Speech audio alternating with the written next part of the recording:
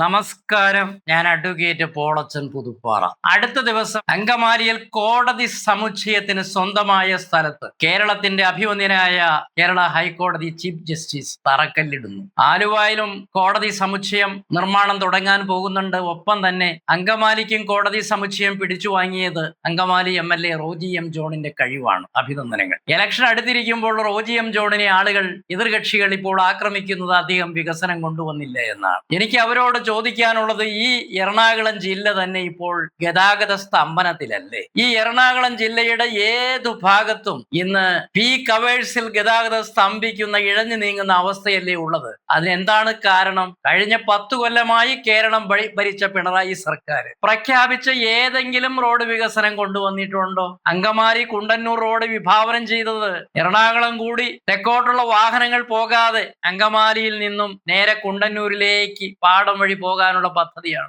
ഇതുവരെ അതിന്റെ കല്ലിടൽ പോലും പൂർത്തിയാക്കാൻ ഈ LDF സർക്കാരിന് കഴിഞ്ഞിട്ടില്ല. അനിശ്ചിതത്വം തുടരുകയാണ്. സീപോർട്ട് എയർപോർട്ട് റോഡ് നിർമ്മാണം സ്തംഭിച്ചിരിക്കുകയാണ്. കൊച്ചിൻ മെട്രോയുടെ കാക്കനാട് അവിടെ പണി നടക്കുന്ന വർഷങ്ങളായിട്ട്. അവിടെ എന്തൊരു ഗതാഗത സ്തംഭനമാണ്. ഇവിടെ അങ്കമാലിയിൽ നിന്നും എയർപോർട്ടിലേക്കുള്ള വഴി 1 കിലോമീറ്റർ പണിതിട്ട് അവിടെ സ്തംഭിച്ചിരിക്കുകയാണ്. സർക്കാർ പണം കൊടുക്കാത്തതുകൊണ്ടാണ്. കാലടി ശങ്കരാപാലം, കാലടിയിലെ കുരുക്കിന് കാരണമായി അതിന് സമാന്തരമായൊരു പാലം പണിയുന്നുണ്ട്. പക്ഷെ അത് പണിതാലും ഗതാഗത കുരുക്ക് തീരില്ല. കാരണം പാലം പണിതുകൊണ്ടായില്ല.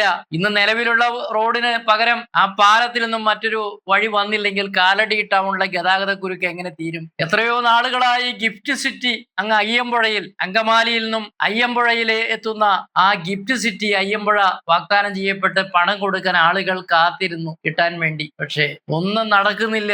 ഇതാണ് കഴിഞ്ഞ 10 കൊല്ലമായി നടക്കുന്ന LDFന്റെ വികസനം. എല്ലാ പദ്ധതികളും പ്രഖ്യാപിക്കുന്നതല്ലാതെ ഒന്നും ആരംഭിക്കുന്നു പോലുമില്ല. അതുകൊണ്ട് ഇക്കണക്കിന് പോയാൽ എറണാകുളം ജില്ലയിലെ ഗതാഗത സ്തംഭനം, ഗതാഗത കുരുക്ക് 24 മണിക്കൂറായിട്ട് മാറുന്ന ലക്ഷണമാണ് കാണുന്നത്. അതേസമയം അങ്കമാലി നിയോജക മണ്ഡലത്തിലെ നിലവിലുള്ള റോഡുകൾ മിക്കവാറും തന്നെ BMBC നിലവാരത്തിൽ പണിത് കഴിഞ്ഞിരിക്കുന്നു. വളരെ ഭംഗിയായി പണിതിരിക്കുന്ന BMBC റോഡുകൾ നിയോജക മണ്ഡലത്തിനകത്ത് നമുക്ക് യാത്ര വളരെ എളുപ്പമാക്കി തീർക്കുന്നു. അത് റോജി എം ജോൺ MLAയുടെ നേട്ടമാണ്. ഇവിടെ തെറ്റയിലിന്റെ കാലത്ത് ഞാൻ ഓർക്കുന്നു, അങ്കമാലിയിൽ നിന്നും മഞ്ഞപ്രയിലേക്ക് റോഡ് പണിതു. അടുത്ത മഴ വന്നപ്പോൾ അത് നിലംപരിശായി. അങ്ങ് KSRTC സ്റ്റാൻഡും പണിത് നമ്മൾ ഓർക്കുന്നുണ്ടല്ലോ. ഇപ്പോൾ മഴക്കാലം വരുമ്പോൾ അവിടുത്തെ വെള്ളക്കെട്ട്, അവിടെ നിന്ന് കടത്തിയ ലക്ഷക്കണക്കിന് രൂപയുടെ മണ്ണ് 10 വർഷക്കാലം തൃശ്ശൂരെയും മൂവാറ്റുപുഴയിലെയും വിജിലൻസ് കോടതിയിൽ കേസ് നടത്തിയ എനിക്ക് അവസാനം കോൺട്രാക്ടർക്ക് 6-8 ലക്ഷം രൂപ പിഴയിട്ട് ആ കേസ് അവസാനിച്ചു. കാരണം മണ്ണ് കട്ടവർ അതിൽ സർക്കാരിന്റെ രേഖകളിൽ ഒപ്പുവെക്കാത്തതുകൊണ്ട് രക്ഷപ്പെട്ടു. ഇതൊക്കെയാണ് LDF കാലത്ത് നടന്നിട്ടുള്ള വികസനം. ഇപ്പോൾ ഇവിടെ ഗതാഗത സ്തംഭനം ഉണ്ടാകുന്നതിന് കാരണം അതിന് റോജി എം ജോൺ MLA പഴിക്കേണ്ട.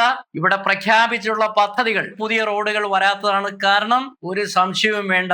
ഏതായാലും അടുത്ത ദിവസങ്ങളിൽ അങ്കമാലിയിലെ കോടതി സമുച്ചയം അതിന്റെ തറക്കല്ലിടൽ നടക്കുന്നു. ഏറെ വൈകാതെ തന്നെ അത് പൂർത്തിയായി ഉദ്ഘാടനം ചെയ്യപ്പെടട്ടെ എന്ന് ആശംസിക്കുന്നു. നന്ദി, നമസ്കാരം.